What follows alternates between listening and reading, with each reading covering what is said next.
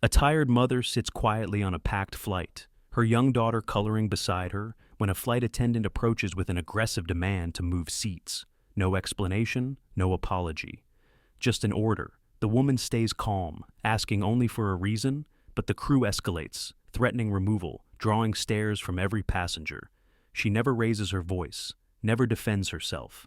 She simply holds her daughter's hand and waits.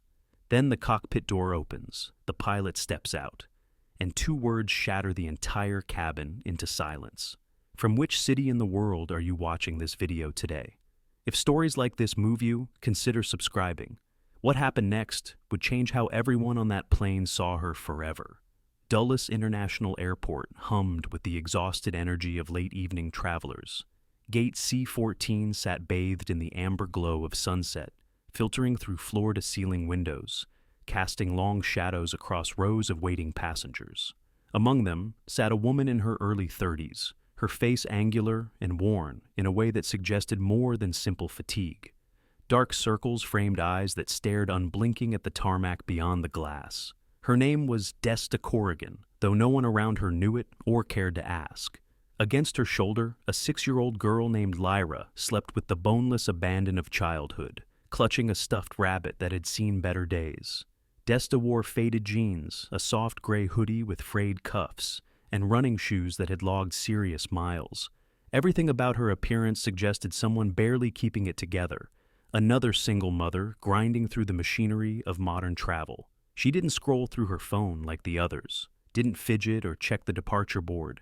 She simply sat with an eerie stillness, her breathing slow and measured, as if she'd learned to conserve energy in places where stillness meant survival. The boarding announcement crackled overhead, mechanical and indifferent. Desta gently touched Lyra's shoulder, bringing her back to consciousness with practiced care. The child stirred, blinking against the terminal lights. "Are we going home now?" Lyra murmured, her voice thick with sleep. "Almost, baby. Just one more plane." They gathered their minimal belongings. A single backpack, well-worn and military in its efficiency. The stuffed rabbit, nothing else. No rolling suitcase competing for overhead space. No neck pillow or travel amenities. Just the absolute essentials carried by someone who'd learned to move light and fast. They joined the flow of Group 3 passengers shuffling down the jet bridge. The transition from terminal to aircraft always carried a particular quality of resignation, bodies compressing into the narrow cylinder that would carry them across the country. Desta moved through the chaos with fluid efficiency, her movements economical and precise. She never bumped anyone, never hesitated at intersections in the aisle. It was the kind of spatial awareness that came from operating in tight quarters where mistakes had consequences. Row 12 appeared on the left. Desta lifted Lyra into seat 12B with surprising strength for someone her size, then slid into 12C herself, taking the window.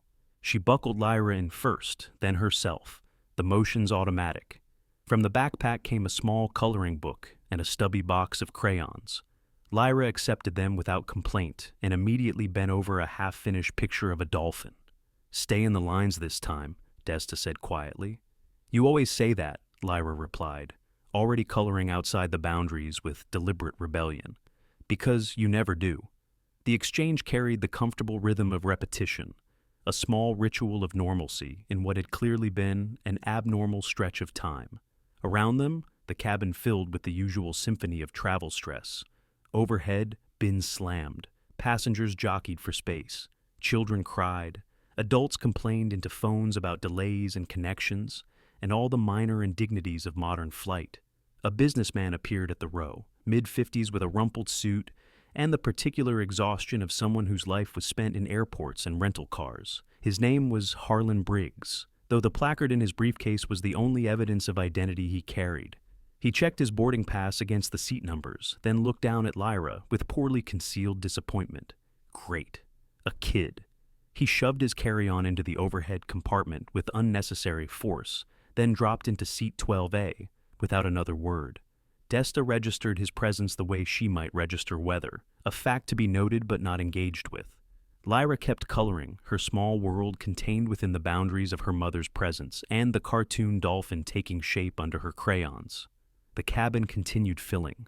an elderly couple arguing about medications, a college student with oversized headphones, a young couple stealing kisses in the chaos, all the usual architecture of a commercial flight assembling itself, passenger by passenger. Flight attendants move through the aisle in their choreographed dance of safety checks and forced smiles, their uniforms crisp despite the late hour. One of them stopped at row 12. Her name tag read Bryony Kelch. Mid-40s, blonde hair shellacked into a tight bun that pulled her features into a mask of permanent alertness. She carried a clipboard like a shield and wore her authority with the brittle edge of someone who needed the uniform to feel powerful. "Excuse me, ma'am." Desta looked up. Her expression remained neutral, polite in the way of someone who'd learned to give nothing away in her face. "Yes, I'm going to need you to move." The words landed like stones in still water. Lyra's crayon paused mid-stroke. Around them, nearby passengers registered the interaction with the predatory awareness of people grateful the disruption wasn't happening to them. "I'm sorry," Desta said, her tone still calm, still measured. "There's a seating issue. You'll need to relocate. I don't understand. This is my assigned seat." 12C. Bryony's smile never wavered, but something in her eyes hardened. "I understand that, but we have a situation that requires us to reseat a few passengers. I need you to come with me." Desta glanced at Lyra, who had stopped coloring entirely and was now watching her mother's face with the particular intensity of children who sense adult tension. "My daughter is right here. We need to stay together. We'll reseat you together. Please gather your things." The request carried the weight of non-negotiation, delivered in tones that suggested compliance was the only acceptable response. Desta remained still, her hands folded in her lap, her breathing unchanged. "Can you tell me why?" It wasn't quite a question, more of a boundary being established, quiet but firm. Bryony's expression shifted, impatience bleeding through the professional mask. "Ma'am, I don't need to explain operational decisions. I need you to comply." Around them, the theater of commercial flight continued, but row 12 had become its own small stage. Harlan shifted in his seat, suddenly interested. Across the aisle, a woman in business attire stopped scrolling through her phone. 2 rows back, someone raised a camera phone, capturing the interaction with the casual cruelty of digital spectators. Desta looked at Bryony for a long moment, then down at Lyra, whose eyes had grown wide and worried. The girl reached for her mother's hand, small fingers wrapping around larger ones with desperate trust. "It's okay, sweetheart. Keep coloring." Lyra didn't return to her dolphin. She kept her grip on her mother's hand and watched the flight attendant with the particular wisdom of children who'd learned early that the world wasn't always fair. "I'd prefer to stay here," Desta said, her voice still maddeningly level. "We're settled. My daughter is comfortable." Bryony straightened, her volume increasing just enough to pull more attention their way. "Ma'am, this isn't a preference. This is a requirement. If you refuse to comply, we'll have to involve security." The threat hung in the air like smoke. Phones were definitely out now. Multiple passengers had stopped their own activities to watch the confrontation unfold. Desta could feel the weight of their judgment, the assumptions forming behind their eyes. Problem passenger, difficult woman, someone who didn't know her place. Harlan cleared his throat with performative annoyance. "Look, lady, just move. It's not a big deal." Desta didn't acknowledge him. Her gaze remained fixed on Bryony, steady and unblinking. "I'm not causing a problem. I'm seated. My daughter is seated. We're not blocking anyone." "You are the problem," Bryony said, her voice dropping into something colder. "And if you don't move right now, I will have you removed from this aircraft." Lyra's eyes filled with tears. "Mommy, I'm scared." The words cracked something in the air, a small voice cutting through. Adult posturing with the honesty of fear. Desta's jaw tightened, the first visible sign of tension in her otherwise controlled demeanor. She bent down until her face was level with Lyra's, her voice dropping to a whisper meant only for her daughter. "Look at me, baby. Nothing bad is going to happen, I promise." She straightened, turning back to Bryony with that same unnerving calm. "I'm not moving unless you tell me why." Bryony turned sharply, addressing another flight attendant hovering nearby. "Get the captain." The younger flight attendant, whose name tag identified her as Sloane, hesitated. She was watching Desta with an expression that wasn't quite recognition, but something adjacent to it. Her eyes caught on something just visible above the collar of Desta's hoodie, a thin scar, faded but deliberate, running along her collarbone. The kind of mark that came from something precise and violent. Sloane's expression changed. Her mouth opened slightly, then closed. She glanced down at the tablet in her hands, fingers moving across the screen with sudden urgency. When she looked back up at Desta, her face had gone pale. "Bryony, wait," Sloane said quietly, urgently. "Not now. I think you should look at this." "I said not now." Sloane stepped back, uncertainty written across her features. She looked at Desta again, then at the tablet, then back at Desta. Whatever she'd seen in that passenger manifest had shifted something fundamental in her understanding of the situation. The cabin had grown quieter, that particular hush that descends when strangers sense drama unfolding. Row 12 had become the center of attention, every eye cataloging details, forming narratives, choosing sides. Then the cockpit door opened, and everything changed. If you've ever stayed silent when you had every right to speak up, share your story in the comments below. And if you want to see how this moment transforms everything, make sure you're subscribed, because what happens next will leave you speechless. Captain Jory Fawn emerged from the cockpit with the bearing of someone who'd spent decades making split-second decisions at 30,000 feet. Late 50s, salt and pepper hair cut military short. Lean in the way of men who stayed disciplined long after retirement from active service. He wore his uniform with the quiet authority of earned respect, not borrowed power. His eyes swept the cabin with practiced efficiency, cataloging the scene before him in seconds. The aisle parted as he moved forward. Passengers who'd been leaning into the drama suddenly found their seatbacks fascinating. Phones lowered fractionally, though recording lights still blinked red in the dim cabin. Captain Fane's expression remained neutral as he approached row 12, but something in his posture suggested this interruption was unwelcome, a distraction from the 100 other details commanding his attention. He stopped beside Bryony, looking down at Desta with the assessing gaze of someone accustomed to reading people under pressure. "Ma'am, I understand there's an issue here." Desta met his eyes without flinching. Her posture hadn't changed since the confrontation began. Still calm, still controlled, still protecting the small girl whose hand remained locked in hers. "Yes, sir. My flight attendant says you're refusing to relocate." "I'm not refusing. I'm asking for a reason." The distinction landed clearly. Captain Fane's eyes narrowed slightly, processing the precision of her language. "The reason is operational. We need this seat for another passenger. There's no one standing here waiting for it. That's not the point." "Then what is?" The exchange moved with the rhythm of two people used to clarity under stress, neither raising their voice, neither backing down. Around them, the cabin held its collective breath. This was better than in-flight entertainment, real drama unfolding in real time with real consequences. Captain Fane studied her more carefully now. His gaze moved across her face, noting the exhaustion that went bone deep, the protective posture that spoke of instinct rather than choice, the small child whose fear was palpable. Then his attention shifted lower, catching on something most people would miss. On Desta's left wrist, just visible where her hoodie sleeve had ridden up, was a thin bracelet made of paracord, black and tan weave, military standard issue, frayed at the edges from hard use. The kind of thing soldiers wore in places where jewelry was a liability, but connection to unit and mission mattered more than regulations. Captain Fane's entire body language changed in that instant, a subtle stiffening that spoke of recognition beginning to form. "Ma'am," he said, his tone shifting into something more careful. "What's your full name?" The question hung between them, freighted with implications that only they seemed to understand. Desta hesitated for the first time since the confrontation began. It was barely a pause, a single heartbeat of calculation. But it was there. Desta Corrigan. Captain Fane went completely still. His jaw tightened almost imperceptibly. Behind him, Bryony shifted her weight, impatient with the delay, oblivious to the current suddenly running beneath the surface of this interaction. "And where are you coming from today?" It wasn't procedural questioning anymore. It was confirmation, verification of something that had triggered alarm bells in the captain's mind. Desta held his gaze but said nothing. The silence stretched, became its own kind of answer. Across the aisle, a passenger leaned toward his wife, voice dropping to a whisper that still carried in the hushed cabin.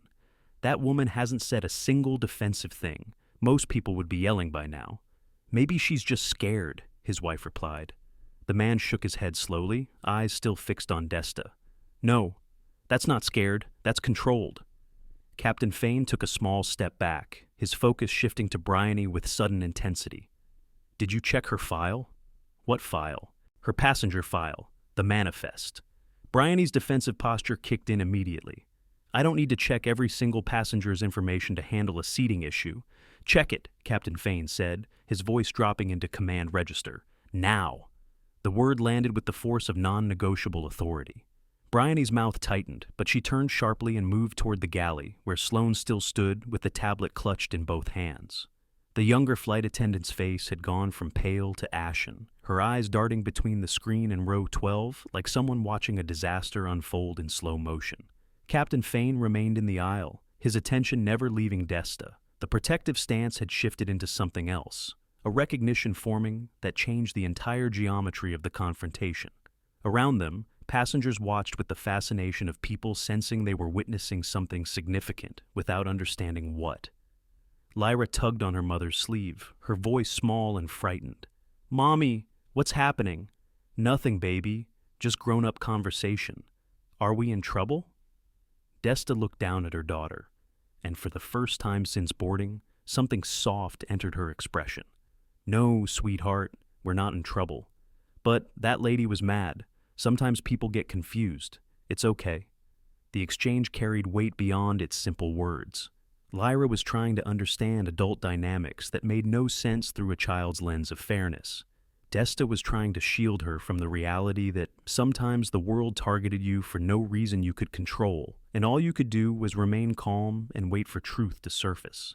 Bryony returned with the tablet, her movements sharp and brittle. She thrust the device toward Captain Fane without meeting his eyes. He took it, his fingers moving across the screen with practiced efficiency. His expression remained neutral as he read, but his posture continued transforming, shoulders straightening, jaw setting in a way that suggested internal recalculation happening at speed. He read for 30 seconds that felt like 30 minutes. The cabin remained suspended in that peculiar tension of collective witnessing, everyone aware something was happening, but unable to decode its significance. Phones stayed raised, eyes stayed fixed on row 12. The usual sounds of a boarding aircraft had vanished, replaced by held breath and suppressed whispers. Captain Fane closed the tablet, handed it back to Bryony without a word, turned to face the cabin, his military bearing now fully evident in every line of his body. The transformation was complete. This was no longer an airline captain managing a difficult passenger. This was something else entirely. He drew himself to full height, his voice carrying to every corner of the pressurized cylinder. Ladies and gentlemen, I need everyone's attention. The cabin, already quiet, became absolutely silent. Every conversation died, every phone angled toward the front. Every eye focused on the man in uniform, standing in the aisle beside a tired woman and her frightened child. 2 rows back, a teenage girl leaned toward her brother. This is about to go viral, she whispered, her phone steady in her hand. Her brother didn't respond. He was watching Captain Fane's face, reading something there that made his own expression shift from curiosity to something approaching awe. Captain Fane's next words would be recorded on 17 different phones and uploaded to social media within the hour. They would be analyzed and debated and shared across platforms until they took on a life beyond the confines of Flight 447. But in that moment, in that cabin, they existed only as sound waves carrying truth into a space that had been built on assumptions and bias. The woman sitting in 12C, Captain Fane said, his voice carrying the unmistakable cadence of military briefing, is Lieutenant Commander Desta Corrigan, United States Navy. Gasps erupted across the cabin, hands flew to mouths, phones jerked in suddenly unsteady grips. Harlan, the businessman who'd complained about sitting near a child, stared at Desta like she'd materialized from another dimension. Captain Fane wasn't finished. His voice grew stronger, more commanding, filling the space with authority that demanded respect rather than requesting it. SEAL Team Designation, Iron Shadow. The words detonated in the confined space like a flashbang in a small room. The entire cabin recoiled, not from threat, but from the sudden violent recalibration of reality. This woman they'd been watching get harassed, this tired mother in worn clothes being threatened with removal, was a Navy SEAL. Not just any SEAL, but one with a designation that carried weight among those who knew what it meant. Bryony had frozen mid-step, her face cycling through expressions too fast to catalog. Shock, disbelief, horror, the slow dawning realization of catastrophic error. She looked at Desta with new eyes, seeing for the first time what had been there all along, hidden behind exhaustion and civilian cover. Captain Fine continued, each word landing with precision. She is returning from a classified deployment in the Horn of Africa. She has been in country for 11 months. She is traveling under civilian cover because her work is classified at the highest level. The details accumulated like evidence in a trial, each fact reshaping understanding, transforming the narrative from problem passenger to protected operator. Around the cabin, passengers who'd been judging Desta moments before now couldn't meet her eyes. Shame and awe fought for dominance across faces that had been so quick to assume, so ready to condemn. "This woman," Captain Fane said, his voice dropping slightly but losing none of its intensity, has spent the last year conducting counter-terrorism operations that saved American lives. She has been shot at. She has been under fire. She has done things most of us can't imagine, so that the rest of us can sit on this plane and complain about legroom. The words hung in the air like an indictment, not of Desta, but of everyone who'd watched her be targeted and done nothing. Everyone who'd assumed she was the problem rather than questioning the system attacking her. Everyone who'd let bias and authority override basic human decency. Captain Fane turned back to Desta, and in front of the entire cabin, in front of 17 recording phones and 100 witnessing strangers, he did something that changed the entire power dynamic of the aircraft. He came to attention, his posture snapping into military perfection, and rendered a salute so crisp it could have been parade ground formal. "Ma'am," he said, his voice thick with emotion he wasn't quite managing to suppress. "I apologize. On behalf of this crew and this airline." The cabin had become a cathedral of silence, every person present understanding they were witnessing something sacred, something that transcended the mundane architecture of commercial flight. This was recognition. This was dignity restored. This was truth surfacing after being buried beneath layers of assumption and casual cruelty. Desta looked up at Captain Fane, and for the first time since boarding, her composure cracked, just slightly, just enough to reveal the human being beneath the operator's mask. Her eyes glistened, but no tears fell. She nodded once, sharp and controlled, accepting the apology without words, because words would have broken something she needed to keep intact. Lyra stared up at her mother with wide eyes, trying to process information that existed beyond her understanding. "Mommy, what's he talking about?" Desta bent down, her voice soft and meant only for her daughter. "Nothing, baby, just grown-up stuff." But the cabin knew different. The cabin understood that everything had changed in the space of 90 seconds and 2 words that carried the weight of service and sacrifice and silent heroism. If you've ever witnessed someone's true character revealed in a moment of crisis, drop a comment sharing that experience. And stay with us because what happens next will restore your faith in justice. Subscribe to see how this story ends. The transformation of the cabin was immediate and absolute. Passengers who had been leaning forward with judgment now pressed back into their seats as if physical distance could undo their complicity. The phones that had been recording Desta's humiliation now captured something entirely different, a moment of recognition that would ripple far beyond the confines of Flight 447. 17 separate recordings of the same truth, each one a witness to how quickly authority collapses when it confronts the wrong person. Sloane stepped forward from where she'd been standing, frozen in the galley entrance. Her voice carried across the silence, sincere and weighted with the kind of respect that couldn't be manufactured. "Thank you for your service, ma'am." Desta nodded once, accepting. The gratitude without fanfare, without the performance that might have accompanied such recognition in other circumstances. She remained seated, her hand still holding Lyra's, her posture unchanged despite the seismic shift in how everyone around her now perceived her existence. Captain Fane turned to Bryony with an expression that carried decades of command weight. "Ms. Kelch, you're reassigned to the galley for the remainder of this flight. Sloane will cover this section." Bryony's mouth opened, then closed. Her face had gone through shock and landed somewhere in the territory of professional catastrophe. "Captain, I didn't know. I couldn't have. You're dismissed, Captain Fane said, his tone allowing no negotiation, no explanation, no redemption in this moment. The words carried the finality of judgment, rendered and accepted. Bryony retreated down the aisle, her shoulders hunched in a way that suggested she understood the full magnitude of her error. She'd targeted a woman based on appearance, on assumptions, on the casual prejudice that saw a tired mother in worn clothes and decided she didn't belong. Now the entire cabin knew what she'd done, and there would be no unknowing it. Captain Fine knelt slightly, bringing himself to Lyra's eye level with the practiced ease of someone who understood how to communicate across ranks and ages. His voice gentled, losing its command edge in favor of something warmer. "What's your name, sweetheart?" Lyra looked at her mother first, seeking permission before engaging with this uniformed stranger who'd transformed the entire situation with words her young mind couldn't fully process. Desta gave the smallest nod, and Lyra turned back to the captain. "Lyra," she said quietly, her grip on her mother's hand remaining firm. "Lyra, your mom is one of the bravest people I've ever met. You're very lucky." The statement hung in the air, simple and profound. Lyra looked up at Desta, her 6-year-old brain trying to reconcile the mother who made her breakfast and checked her homework with this person everyone suddenly treated with reverence. "I know," Lyra said finally, and the certainty in her voice suggested she'd always known her mother was special, even if she didn't understand the specific ways that specialness manifested. Captain Fane stood, addressing the cabin one final time.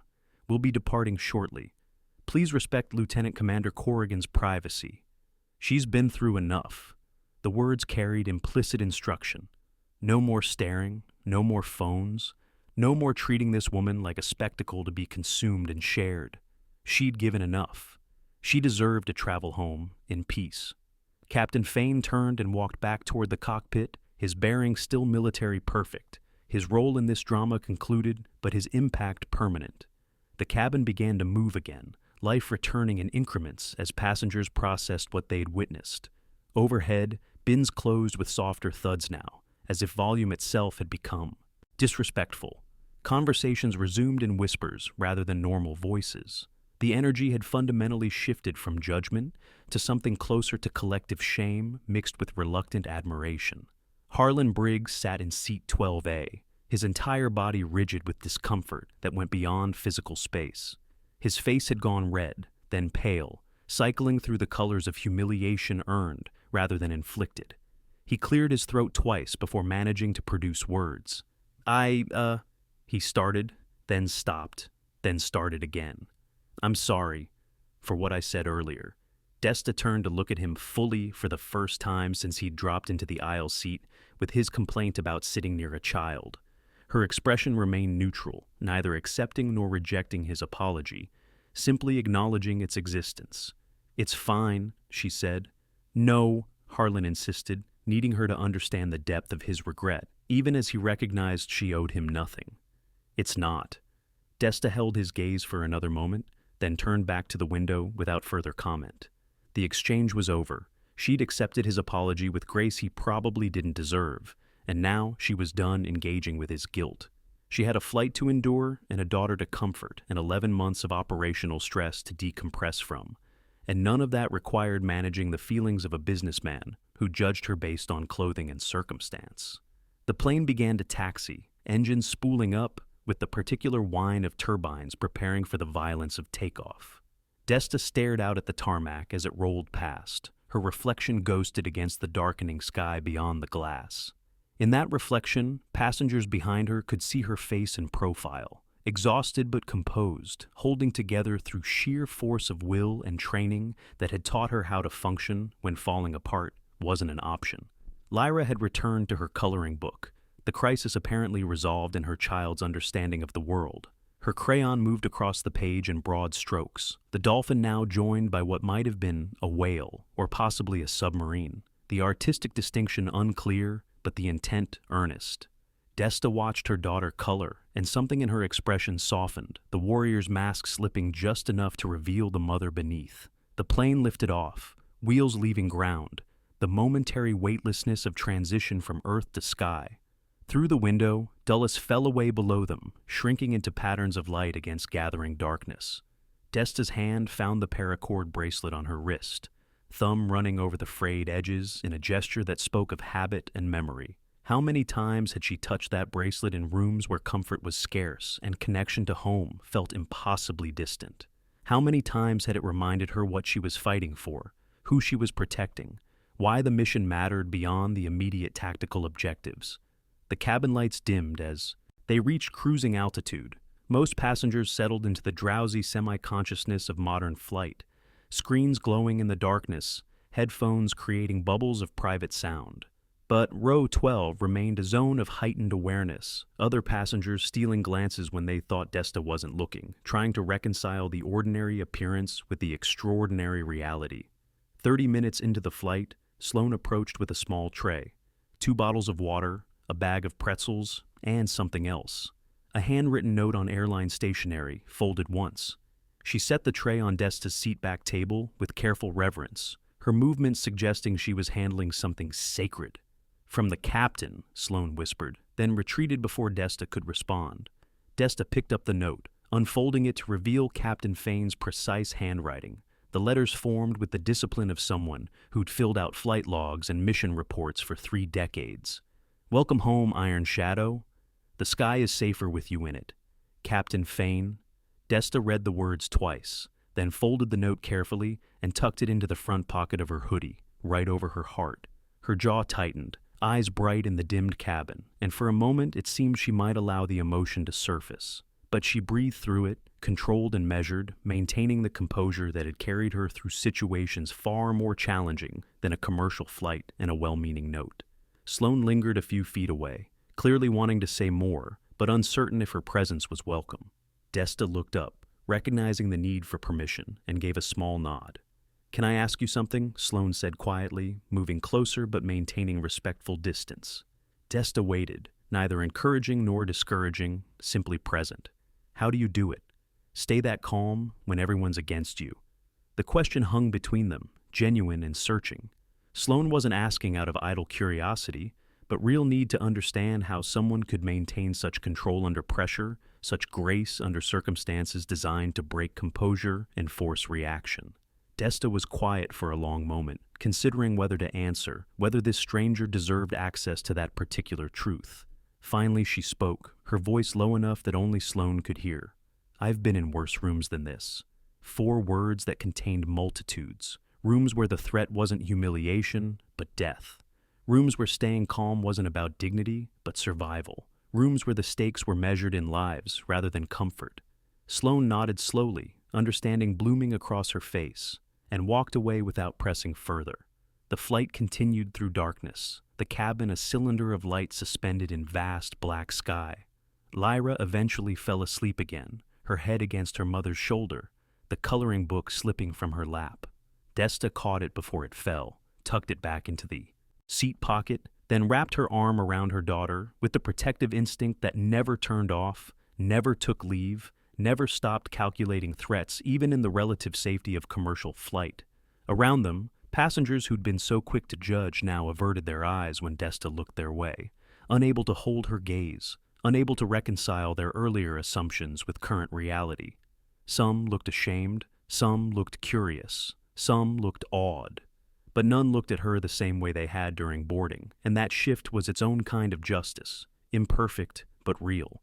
The plane began its descent into San Diego as dawn broke over California, golden light flooding the cabin and washing away the darkness of cross-country flight. Desta stirred, waking Lyra gently with the same practiced care she'd used at Dulles a lifetime ago. "Are we home?" Lyra murmured, the question identical to the one she'd asked before boarding, the ritual of arrival mirroring the ritual of departure. "Yeah, baby, we're home." The words carried weight beyond geography. Home wasn't just San Diego or a specific address. Home was the place where she could stop being Iron Shadow and return to being simply Desta. Home was where she could let the mask slip completely, where vigilance could soften into rest, where the warrior could remember how to be just a mother. The plane touched down with barely a bump, Captain Fane's skill evident in the smooth landing. Applause broke out across the cabin, but it wasn't for the landing. Every clapping hand was directed at row 12, at the woman who'd endured public humiliation with silent dignity and been revealed as someone who'd earned respect through service most civilians couldn't imagine. Desta didn't acknowledge the applause, didn't wave or smile or perform gratitude for recognition she'd never sought. She simply gathered her minimal belongings, helped Lyra with her backpack, and prepared to disembark with the same quiet efficiency she'd displayed throughout. As passengers filed past row 12 toward the exit, several stopped to shake her hand, to murmur thanks, to offer respect that felt both genuine and insufficient. Desta accepted each gesture with a nod, her composure intact, her exhaustion visible but controlled. An elderly woman clasped her hand with both of hers, tears streaming down weathered cheeks, and whispered, "Bless you," before moving on. A young man in Marine's insignia on his baseball cap rendered a crisp salute that Desta returned with precision that spoke to muscle memory and shared culture. Harlan paused as he gathered his things from the overhead bin, looking down at Desta with an expression that had moved beyond embarrassment into something approaching humility. "I hope you get some rest," he said quietly. "I will," Desta replied, and the certainty in her voice suggested she meant it, that whatever waited for her in San Diego included the kind of rest that went deeper than sleep.